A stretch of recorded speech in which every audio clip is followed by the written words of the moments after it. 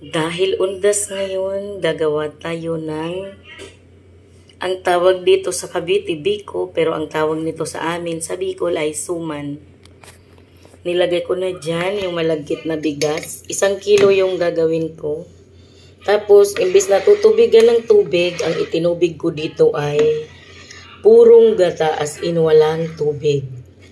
Purong gata yung nilagay ko. Ayan. So, kung gaano karami yung pag nagsasaing ka ng kanin, the same lang doon. Ayan. Kita nyo, gatang-gata.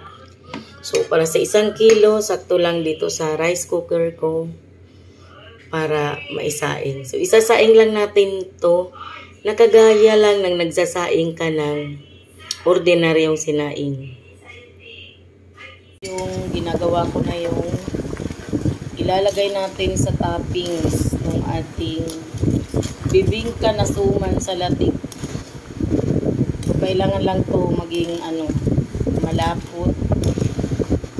Yan, purong gata, 1 kilo, saka 1 buo rin na panutsa na malaki. Malaking size, hindi maliit na size sa yung size ng panutsa sa Bicol. Ganun siya. So, hanggat sa lang to. Mag-evaporate at pumunti na siya at parang bubuon.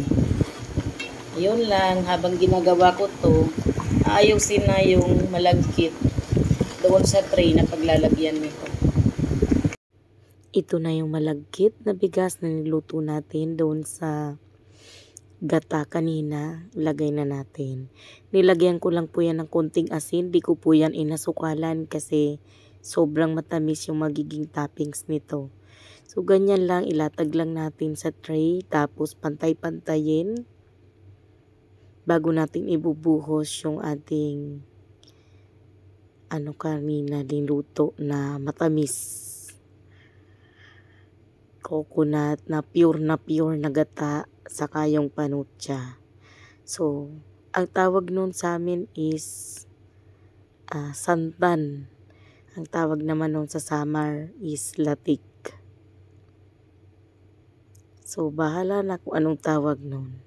So, sakto lang dito sa isang tray yung 1 kilong malagkit.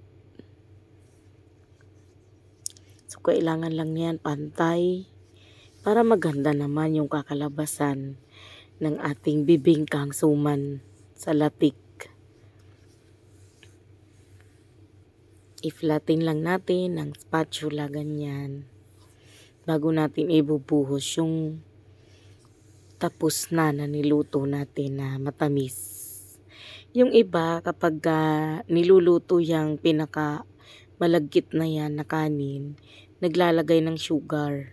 So, ako din na. So, ito na yung ginawa natin. Ibubuhos na natin sa ibabaw. Ito na yung magiging natin, toppings. So far, sa lahat ng mga inihanda ko ng undas, ito yung pinaka nasarapan ako. Gusto ko talaga siya. Gustong gusto ko siya. Yan, nilagay na natin. Tapos, ipapantayin lang natin yan dyan sa ibabaw. So, nasa sa inyo na po kung gaano kakapal. Mga 1/4. Ganun. Or less. Kasi yung panutsa na yan is pure naman yan na na asukal na galing sa tubo. So, ayan, ready to eat.